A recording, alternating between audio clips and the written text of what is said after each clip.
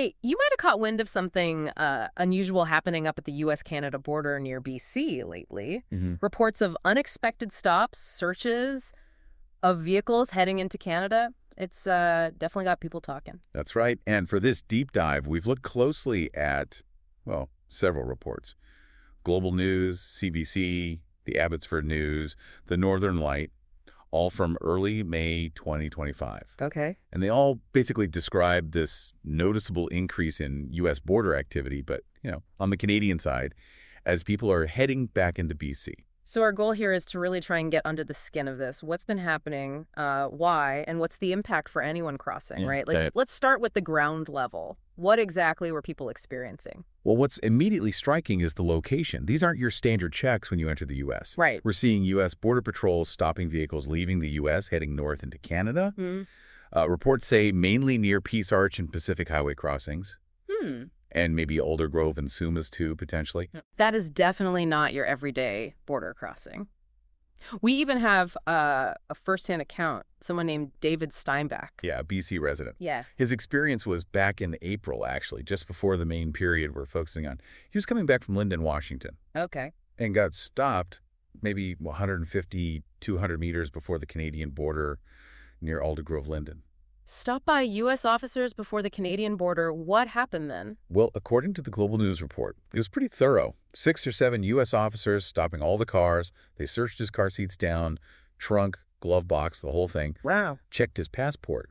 But interestingly, didn't ask him to get out. His reaction, he said it felt very strange. Never happened before, took him totally by surprise. Very strange. Yeah, I bet. And that seems to be the feeling, doesn't it? And it wasn't just weird, it caused real problems like delays. Oh, absolutely. Big delays. Early May reports talk about, 40 minutes or more. 40 minutes. Yeah, and one estimate for Pacific Highway on May 1st was like 90 minutes. 90. Good grief. And then May 2nd, it sounds like it got even worse. Reports of waits up to 3.5 hours. 3.5 hours. At Peace Arch, yeah. With apparently every single car being searched. That's just a massive disruption, especially if you cross regularly. What about Nexus users? Did that help? Not really, no. No. That's what's striking. On May 2nd, WSDOT, the Washington State folks who track wait times, they reported 55 minutes for regular traffic northbound at Peace Arch and Pacific Highway, Okay, still bad. but 75 minutes for Nexus holders. 75. Uh-huh. Wow. So even the fast lane was totally backed up. Exactly. It really shows the scale of the slowdown. But this intense period didn't last forever. No, it seems not. By May 7th, the report suggested the checks were more periodic, not happening constantly like they were for those few days. Okay, so we have the picture. Strange checkpoints leaving the U.S., long waits, people surprised. What's the official reason? Why were they doing this? Well, the official word came from U.S. Customs and Border Protection, CBP. They put out a statement saying they routinely conduct inspections on outbound traffic as part of its national security mission. National security, okay. They stressed it was about, apprehending wanted individuals and seizing a variety of contrabands. The goal, they said, was making communities safer. Right. And did they say if they actually found anything? Did these searches turn up much? They did give some figures. Reports citing CBP said that during the operation, which seemed to run from Thursday, May 1st to maybe Saturday the 3rd or even Monday the 5th, sources vary slightly. Right. They seized some minor narcotics seizures and ammo nearly 300 rounds of 9mm, plus around 40 rounds of 12 gauge. Okay, so some narcotics, some ammunition, not exactly huge quantities maybe. Now, how did people react, it sounds like? Not well. That is putting it mildly. Yeah. Yeah. We heard from David Crosby, a U.S. resident crossing into B.C. Mm-hmm. He mentioned the questions they asked him, like when was he coming back to the U.S.? Was he bringing anything back? It gave him the impression they were looking for smuggling. Which must seem odd when you're on your way out of the country. Exactly. And then there's Len Saunders. He's a U.S. immigration lawyer, been working in Blaine for 25 years. So he sees the border constantly. Okay, so he'd have a good perspective. A very good perspective. And he said he has never seen these kinds of outbound checks happen daily or go on for this long. Never. Never.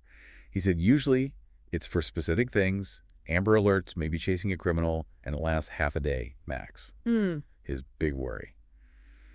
That this is going to scare Canadians off from visiting the U.S. Yeah, that's a major concern for those border towns, isn't it? Like Blaine, we heard from their mayor, too. Yes, Mary Lou Stewart of Blaine. She said she actually saw the checkpoints herself over that weekend. Noticed they were stopping maybe every fourth car, looking in trunks, back seats. Okay. She also said she tried to find out why from U.S. officials, but didn't get a clear answer. And she's worried, naturally, about the hit to Blaine's revenue from Canadian shoppers and visitors. That affects town services. Huh. You know, Absolutely. And it's not just the mayor worrying. Businesses must be feeling it directly. oh, for sure. There's a parcel service mentioned, Ship 49. They rely heavily on Canadians crossing to pick up packages. Right. Those parcel places are huge up there. Exactly. They reported a massive drop, like 85% in business during that time. The manager basically said, trust is gone. Nobody wants to come down. She'd never seen checks like this either. 80 to 85%. That's devastating for a small business. And it piles on because weren't cross-border numbers already down? Yeah, that's a key point. The sources mention a big drop, 51% in BC cars heading south in April compared to the year before. Wow. 51%. Yeah. Now, these checks didn't cause that, obviously, but some people think things like, past tariffs, political rhetoric about Canada, they've already been hurting traffic. These checks just add another layer. And David Steinbach, the guy stopped early on. He actually stopped going down for gas because of it. That's what he said. Yeah, the whole strange incident just put him off. And you even saw U.S. businesses trying to counteract this, right? Like in Seattle. A clear sign of the worry. Restaurants, hotels, even the Space Needle apparently offered a 30% discount for Canadians, timed with the Blue Jays game. Trying to lure people back down. Pretty much. It shows they recognize the tension and the potential economic impact. And what about Len Saunders, the lawyer? Did he have a take on the results, the seizures? He did. He was pretty blunt, actually. Called the amount of contraband found hardly anything, and described the whole operation as a colossal waste of time, colossal waste of government resources. Strong words. Very strong. And it does raise that question, doesn't it? Right. If you cause that much disruption, that much frustration for seizures that are described as minor, what's the cost benefit? Right. Is the disruption worth the results? It forces you to think about whether the stated security goal really matches up with what happened on the ground. So, okay, the official line is national security. But there are clearly lots of questions, lots of concerns about the timing, the intensity. We'll have to dig into the context a bit more. Are these outbound checks completely new? Well, not entirely, according to some sources. CBP themselves said they routinely do them, and they have happened before, apparently driven by different things, specific intelligence, maybe joint Canada-U.S. efforts, sometimes just random surges. Okay. And combating things like fentanyl smuggling is a stated priority. One CBP spokesperson specifically mentioned outbound inspections supporting efforts against fentanyl and other drugs. Right. Fentanyl is a huge issue. It is. But there's also this interesting point about where the checks happened just before the Canadian border, but still on U.S. soil. Usually there are pretty clear agreements about where each country's officers can operate, so the extent of these stops right at the line raises some questions too. So maybe not totally unprecedented, but the scale and duration recently. That's what feels different. That seems to be the key takeaway, yes. Yeah. And, it's hard to ignore the timing. Well, these intense checks happened during a period where there's been, let's say, some political friction between the U.S. and Canada. Right. And alongside that big drop in cross-border traffic we mentioned. Right. So naturally, people wonder, is there a connection? Did those tensions or the lower traffic play any role? It's speculation, but the timing makes you think. And wasn't there something about a change in leadership locally at CBP? Yeah, the Northern Light reported that. The Blaine Port Area Director, Harmit Gill, was temporarily moved to New York.